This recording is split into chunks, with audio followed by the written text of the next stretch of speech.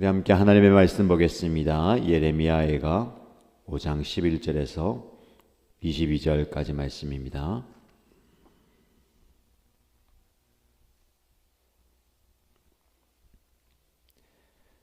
오늘 저와 여러분들이 함께 묵상할 말씀은 예레미야가 5장 11절에서 22절까지입니다. 함께 읽겠습니다.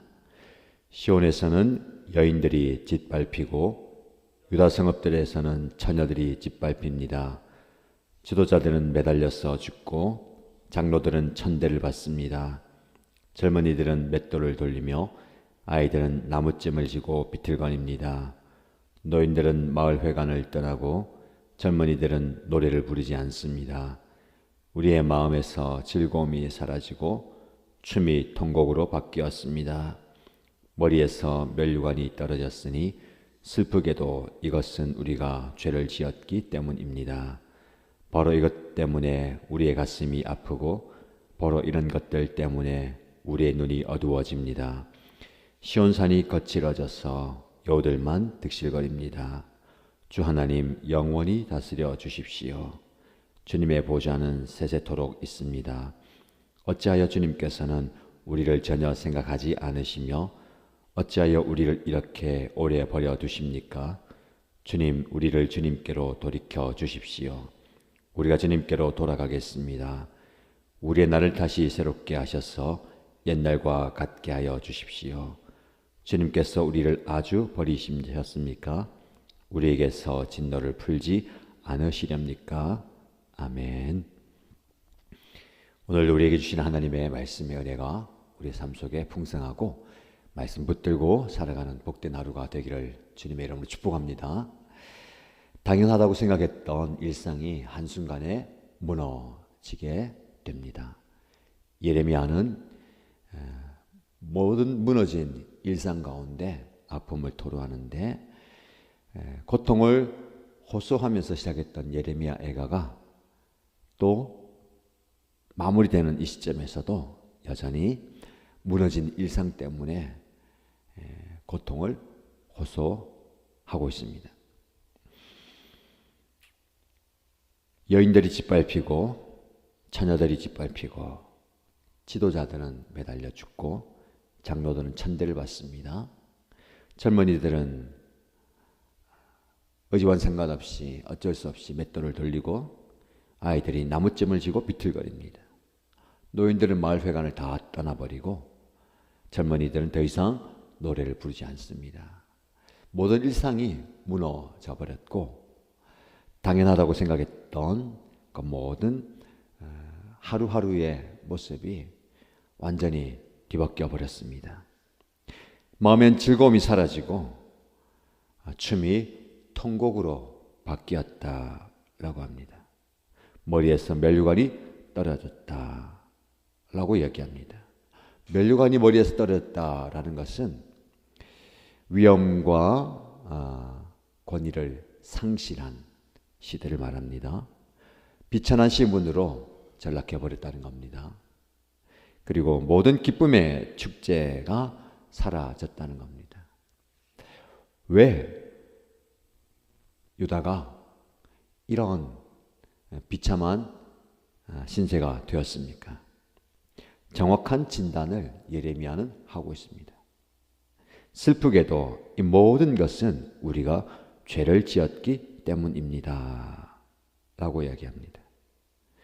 정확한 자가 진단이 필요합니다. 왜 우리가 이런 모습이 되었는가? 죄로 인해서 슬픔과 고통과 번뇌가 찾아온다라는 것을 깨닫게 되는 겁니다. 정확한 자가 진단이 있으면 이제 어떻게 치료해야 되는지가 나오겠죠. 병에 대한 정확한 진단이 필요하고 그 병의 경중에 따라서 치료 방법이 정해집니다. 죄가 문제라면 죄를 해결해야 됩니다. 죄는 하나님께로 돌이킴으로 해결할 수가 있습니다. 죄의 원래 의미가 잘못된 방향, 잘못된 목표 지점을 향해서 가는 것이기 때문에 우리 인생의 걸음의 방향을 돌이키고 이 민족의 살아가는 방향을 돌이켜야 되는 겁니다. 어디로 돌이켜야 됩니까? 21절 말씀에 주님, 우리를 주님께로 돌이켜 주십시오. 우리가 주님께로 돌아가겠습니다. 삶의 방향이 세상을 향해서, 자신의 만족을 향해서, 자신의 쾌락을 향해서 달려가다가 멈추어서 자가 진단을 하죠. 죄가 문제다. 그러면 완전히 돌이켜서 하나님께로 가야 됩니다. 하나님께로 돌이키는 것이 필요합니다. 이것이 바로 회복이고 이것이 바로 회개입니다. 여러분, 우리가 날마다 우리 자신을 돌아보면서 바르게 가고 있는지 또 옳은 방향으로 가고 있는지를 돌아보고, 그렇지 않다면 돌이키는 것이 필요합니다. 이것이 우리의 삶에 필요한 진정한 개혁입니다. 제가 말씀드린 것처럼 가만히 내버려 두면 잘못된 방향으로 갈 수밖에 없어요. 이 시대가 그렇게 흘러가고 있습니다. 대세다, 시대의 흐름이다 라고 치부해 버리면 안 됩니다. 세상 사람들은 당연하게 생각하는 그 모든 것들이 하나님 보시기에 옳지 않은 것들이 너무 많습니다. 주님께로 돌이킨다, 주님께로 돌아간다 라는 것이 진정한 개혁이죠. 기독교의 역할이고 교회의 역할이고 성도들의 역할이 하나님께로부터 등을 지고 하나님께로부터 멀어지는 이 세상을 하나님께로 돌이켜야 됩니다. 삶의 방향을 돌이키고 그들의 얼굴을 돌이키고 그들의 걸음을 돌이키게 해야 되는 겁니다. 그래서 우리의 날을 다시 새롭게 하셔서 옛날과 같게 하여 주십시오. 다시 새롭게. 이 말씀을 좀 깊이 묵상하고 싶습니다. 다시 새롭게. 하나님께서 깨달음을 주시면 잘못되었구나. 그러면 그때 다시 새롭게 시작해야 됩니다. 어제도 말씀을 드렸지만 종교개혁 기념주의를 지키면서 잘못된 방향을 내버려 둘 수 없어요. 그래서 다시 새롭게. 이게 종교개혁이고 신앙의 개혁이죠.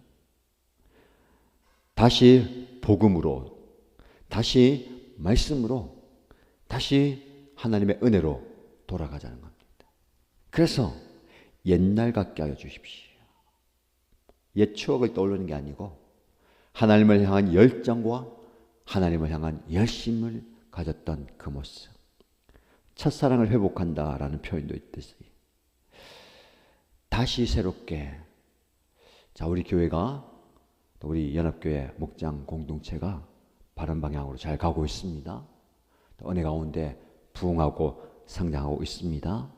그런 가운데 우리가 방심하면 안 되고 마음을 놓으면 안 돼요. 자칫 잘못하다 보면 우리는 방심한 사이에 시대의 흐름 속에 중요한 가치를 놓쳐버릴 수가 있습니다. 그래서 날마다 자기를 점검하고 공동체를 점검해야 됩니다. 바른 방향으로 가고 있는가? 옳은 방향으로 가고 있는가? 기도해야 되겠죠. 하나님, 우리를 날마다 새롭게 하셨어. 옛날과 같이 옛적 같게 하옵소서. 하나님의 부흥을 경험했던, 하나님의 역사를 경험했던 그 시기가 오늘도 계속되기를 기도해야 될 겁니다. 어제 서울에서 수많은 그리스도인들이 함께 모여서 차별금지법과 동성애를 반대하는, 저지하기 위한 집회를 벌이고, 이것이 또 언론에 보도되고 또 예수 믿지 않는 분들도 그 법에 대해서 반대하고 동의하는 그런 흐름도 있었습니다. 그러나 한편으로는 언론이 다 그것을 드러내지 않고요, 또 뭐 축소시키거나 또 왜곡되게 보도하기도 합니다. 중요한 건 무엇입니까? 나라를 위해서, 민족을 위해서 잘못되고 있는 방향을요, 그냥 두고 벗어는 안 됩니다. 기도해야 되고, 하나님, 다시 새롭게 하여 주옵소서. 하나님, 이 민족의 죄를 보고 가슴 아파하면서 기도하고 간구해야 됩니다. 예레미야 애가는 이렇게 마무리됩니다. 그러나 고통과 탄식으로 시작했지만 여전히 지금 현실은 고통스러운 현실이지만 희망을 이야기합니다. 무슨 희망입니까? 우리가 하나님께로 돌아가자. 그리고 하나님께서 우리를 다시 새롭게 하신다. 옛적에 주셨던 그 부흥과 회복을 주신다라는 희망입니다. 우리에게 희망이 있습니다. 여러분, 대한민국에 희망이 있습니까? 다들 암울하게 생각하고 또 부정적으로, 비극적으로 현실을 보고 있습니다. 그러나 이 땅에 희망이 있습니다. 진정한 희망은 예수 그리스도이시고 교회가 마지막 희망이 되어야 됩니다. 희망은 단순한 바람이나 기대가 아닙니다. 어려움 속에서도, 고통 속에서도, 슬픔 속에서도 한 걸음 더 나아갈 수 있는 용기와 의지를 제공해 줍니다. 이 희망이 없으면 나아갈 수가 없어요. 대한민국에 우리가 희망이 되어야 됩니다. 교회가 희망이 되어야 되고 예수가 희망이다라는 사실을 알려주어야 됩니다. 희망 없는 삶을 살아가는 많은 사람들이 있습니다. 너무 힘들어하고 고통스러워합니다. 그러나 우리는 다르죠. 우리는 그래도 어려운 현실 속에서 앞으로 나아가고 새로운 가능성을 발견하게 되는 겁니다. 오늘 본문의 말씀을 통해서 당연하다고 여겼던 모든 일상이 순식간에 무너지는 모습을 보았습니다. 여러분, 하나님 없이 당연하게 유지될 수 있는 삶은 없습니다. 주어진 일상이 정말 감사해야 할 이유가 여기에 있습니다. 하나님께서 우리에게 주신 그것은 당연한 것이 아니고 하나님의 특별한 은혜입니다. 그러나 이 일상을 깨뜨리는 대적들이 있다라는 겁니다. 예배를 흔들고 신앙과 교회를 흔들고 우리의 믿음을 흔드는, 그리고 이 나라의 하나님의 질서를 흔드는 세력들이 있다는 겁니다. 가장 중요한 게 뭐냐면 하나님의 질서를 회복시켜야 되는 겁니다. 구원은 하나님이 만드시고 하나님께서 운행하신 그 질서를 다시 찾아가는 거예요. 다시 돌이키는 겁니다. 하나님이 세상을 창조하시고 하나님의 뜻에 따라 운행하시고 하나님의 그 계획에 따라 이 세상을 다스리고 심판하시는 그 역사의 흐름 속에서 인간은 끝없이 하나님께 도전합니다. 바벨탑을 쌓아서 우리가 하나님이 되자라고 정면 도전합니다. 그 모든 시도는 하나님께서 흩으십니다. 완전히 무너지게 만드는 거예요. 이 시대도 마찬가지입니다. 높아져 있는 바벨탑이 얼마나 많은지 몰라요. 사람들은 모릅니다. 그 높아져 있는 그 바벨탑을 하나님께서 그냥 두지 않으시잖아요. 그것이 무너지게 만드는 겁니다. 그 무너진 폐허 속에서 우리는 무엇을 발견해야 됩니까? 하나님만 우리의 유일한 소망이다라는 것을 고백해야 되는 겁니다. 이 대한민국이, 이 민족이 그런 나라가 되어야 되겠습니다. 바벨탑을 쌓는 것이 아니라 무너진 바벨탑 그 폐허 속에서 하나님의 살아계심을 발견하고 하나님의 그 이름 앞에 굴복하는, 겸손히 하나님의 권위를 인정하는 나라와 민족이 되어야 될 것입니다. 이것이 살 길입니다. 이것이 희망이고 소망입니다. 우리가 나라와 민족을 위해서 기도하십시다. 그리고 희망을 전하십시다. 여기에 희망이 있습니다. 복음 안에 희망이 있고 예수 안에 희망이 있고 교회 안에 희망이 있습니다. 이렇게 선포함으로 희망을 잃어버린 많은 사람들을 주님께로 인도하고 그들이 함께 하나님의 나라를 세워가는 은혜를 경험하길 축복합니다. 오늘 하루 여러분의 삶 속에서 여러분이 희망이 되십시오.